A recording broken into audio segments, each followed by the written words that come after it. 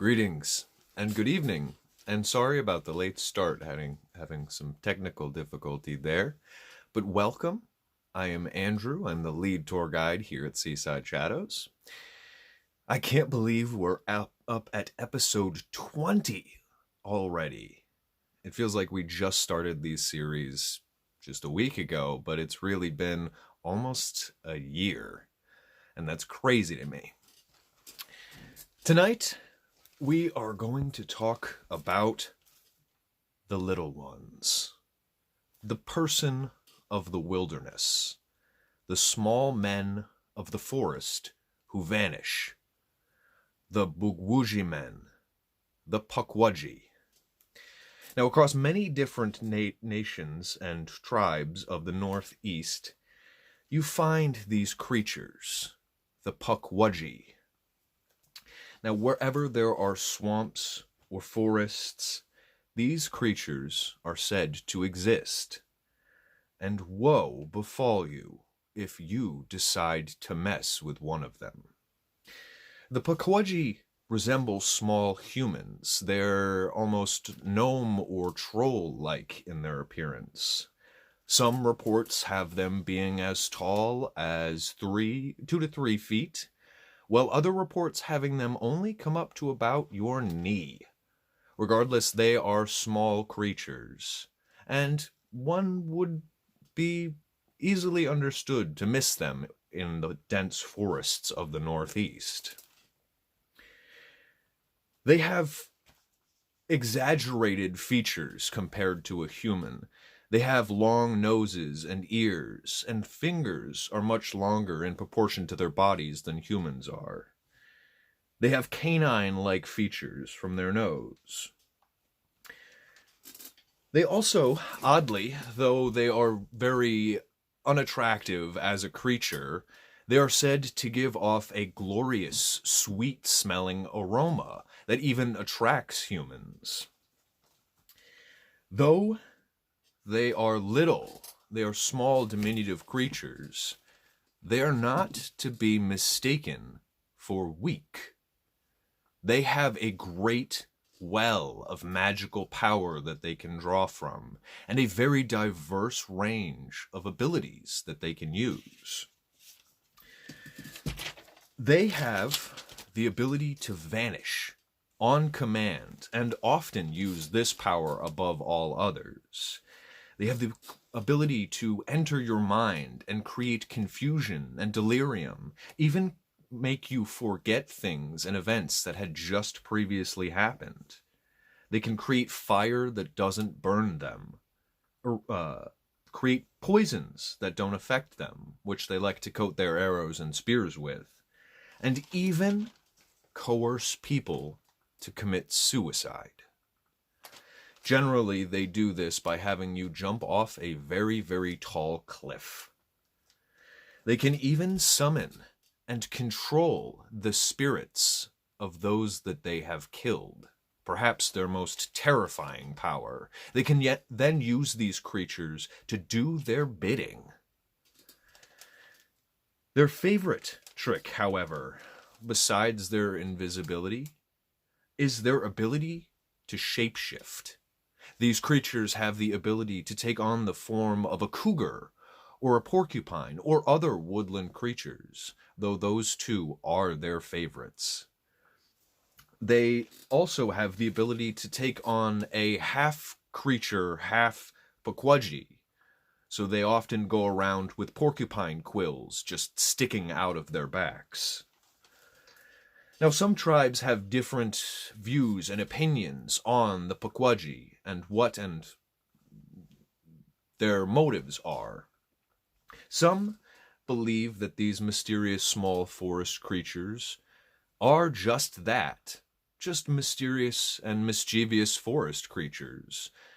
They mean no evil, they mean no harm other than being mischievous.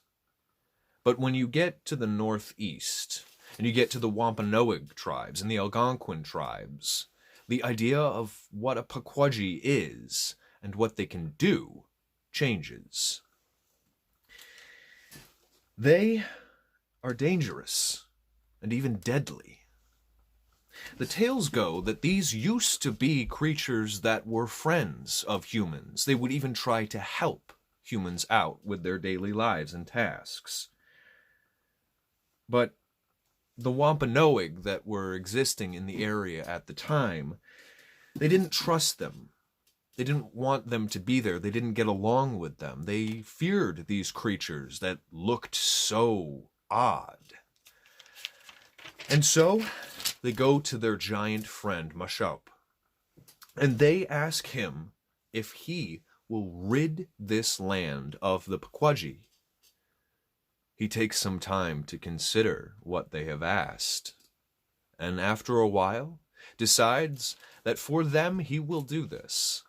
So he takes the Pukwudgie and he throws them out of the area, quite literally, and kills some of them in the process. The Pukwudgie find out that it was the Wampanoag who had asked for this. It was them who had basically declared war. And though the Pukwudgie did not openly declare war back, they had vowed from that moment on that they would never be disrespected by a human in that manner again. And so, woe befall anyone who tries and disrespects a Pukwudgie. So where can you find these creatures? Where can you go to avoid them? Countless sightings of these things have been seen in the northeast region of the Americas, specifically New England, and even more specific than that, Connecticut and Massachusetts, the heavily wooded areas. Now, these creatures are seen, for whatever reason, far more often in areas that already have other supernatural creatures and beings. If there is an area that has had a Sasquatch or Bigfoot sighting, you can believe that it probably also has a Pukwudgie sighting, at least in the Northeast. And so, if a small, sweet-smelling, metal-colored man with porcupine quills crosses your path, and you're somewhere in the forests of the Northeast, beware. Pukwudgie will even take a mean look as disrespect. And they can do things like just following you around and playing tricks and torment on you, or they might go so far as to get you to jump off a cliff. These are not creatures to be messed with. I'll leave you tonight with a poem, a reading of the poem The Tale of Hiawatha, an epic by Henry Wadsworth Longfellow, written in 1855. Far and wide among the nations spread the name and fame of Kwasind. No man dared to strive with Kwasind. No man could compete with Kwasind.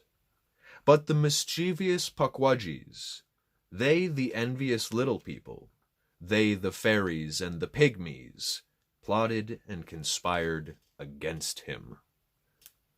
This shows you that you can be a great champion of men, but you cross the wrong mystical, magical, paranormal creature, and you are reduced to just that, just a man.